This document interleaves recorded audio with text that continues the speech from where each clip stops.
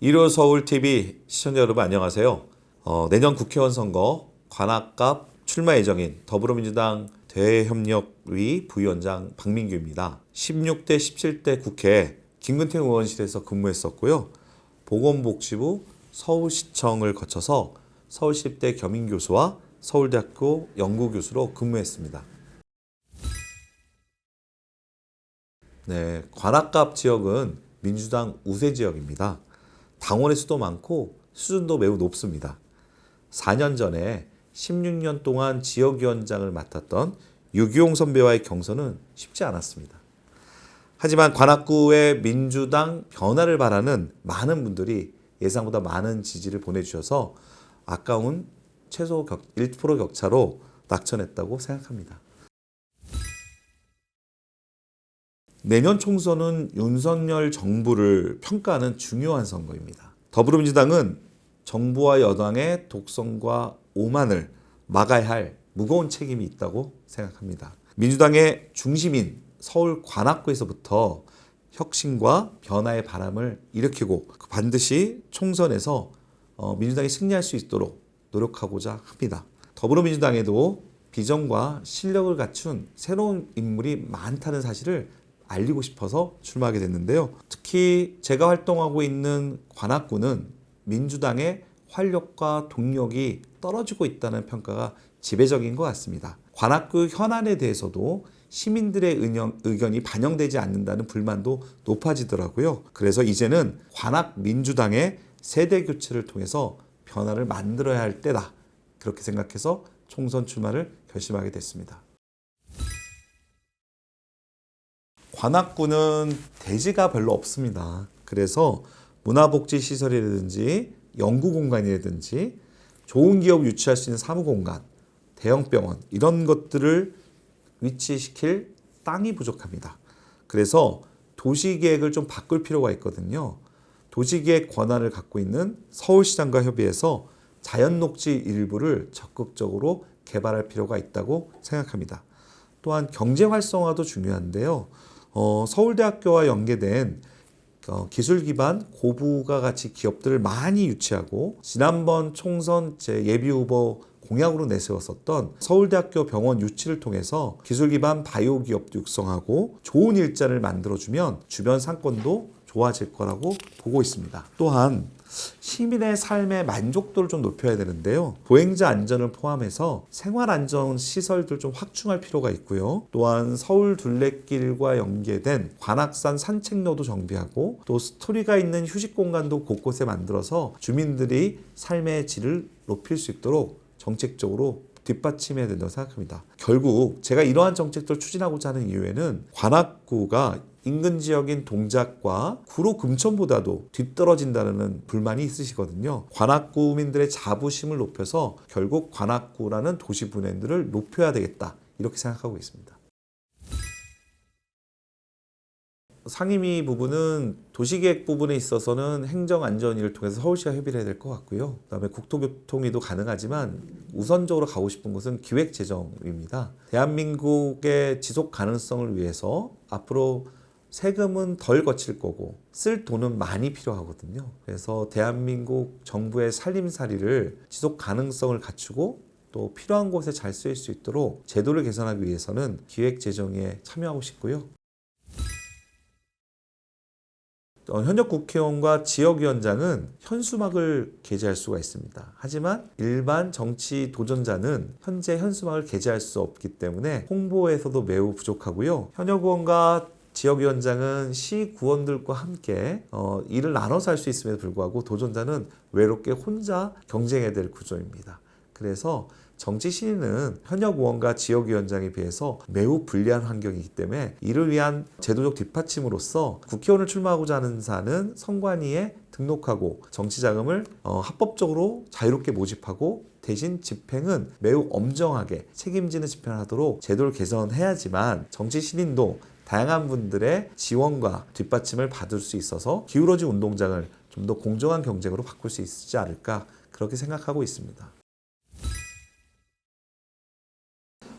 유기용 국회의원님은 지난 20년 동안 관악구 민주당을 이끌어 오셨습니다. 교육 전문가로서 관악구 발전을 위해 많은 기여도 하셨는데요. 하지만 지난 20년 동안 대통령은 노무현 대통령부터 윤석열 대통령까지 5분이나 계셨는데 관악 민주당은 유기용 의원 그대로라는 지역민들의 피로감이 존재하는 것 같습니다. 저는 관악구에서 나고 자라온 새로운 인물입니다. 지난 20년 동안 국회, 정당, 보건복지부, 서울시청 등 다양한 공적 경험을 쌓아왔고요. 또 서울 테크노파크, 벤처기업, 또 글로벌 컨설팅 기업에서도 근무하면서 민간과 소통하는 실력을 키워왔습니다. 이제는 이념보다는 민생을 챙길 수 있는 새로운 실력과 경험을 갖춘 정치인이 나타나야 될 시기라고 생각합니다.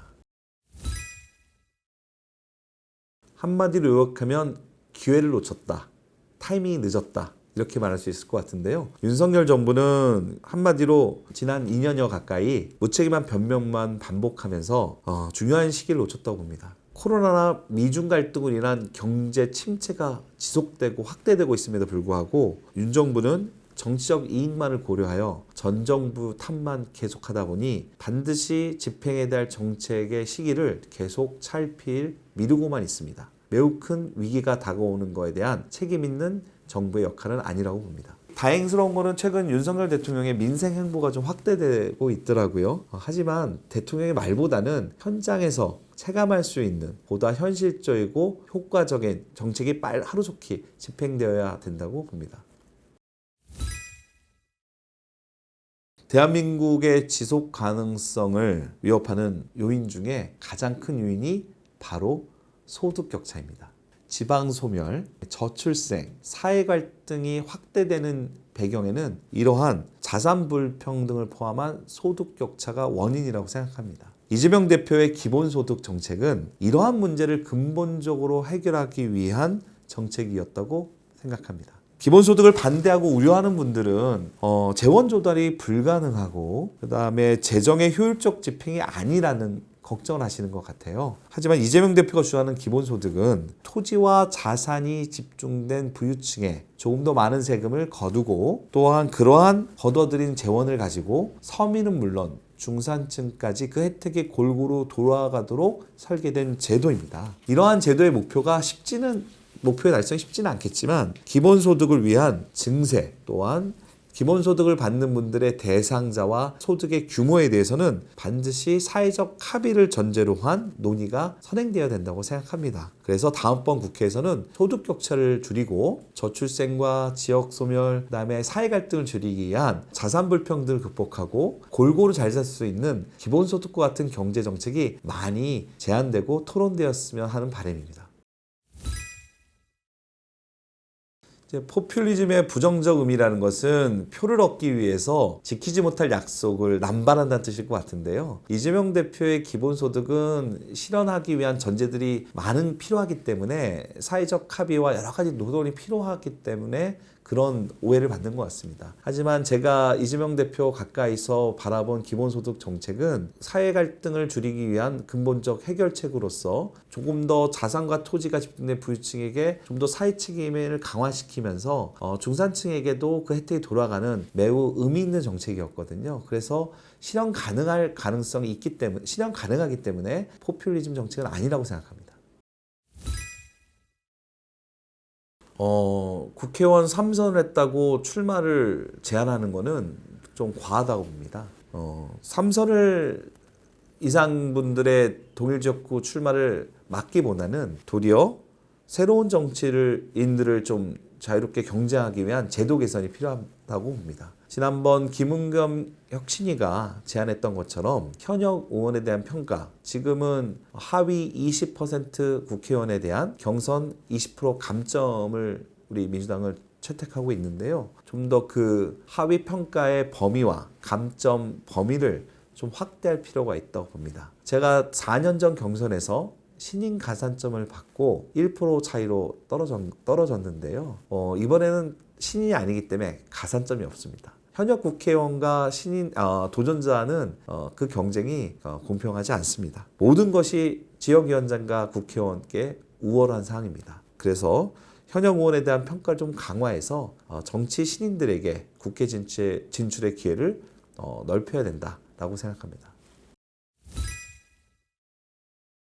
벌써 20년 전이네요. 2003년도에 제 나이 딱 30살 지인의 소개로 그 당시 열린우리당에 막 합류하셨던 원내대표로 추대됐던 김근태 의원님을 처음 만나 뵀습니다. 정치하고 싶다는 제 말에 김근태 의원님은 제 눈을 바라보며 정치는 힘든 일입니다. 마음의 상처를 계속 안고 가야만 합니다. 괜찮겠어요? 라고 얘기하셨어요. 근데 다행히 김근태 의원님의 비서로 일할 수 있는 기회를 주셨고 2004년도 총선에서 선대위원장을 맡았던 김근태 의원님과 함께 전국 유세를 다녔습니다. 그리고 선거 이후에는 보건복지부 장관으로 옮기신 김근태 의원님을 따라서 보건복지부 장관실에서 근무할 수 있는 기회도 얻었고요. 국회 4급 보좌관의 자리도 주셔서 결국 저 박민규의 정치인으로의 삶을 인도해 줬던 분이 제가 모셨던 김근태 의원님이라고 생각합니다.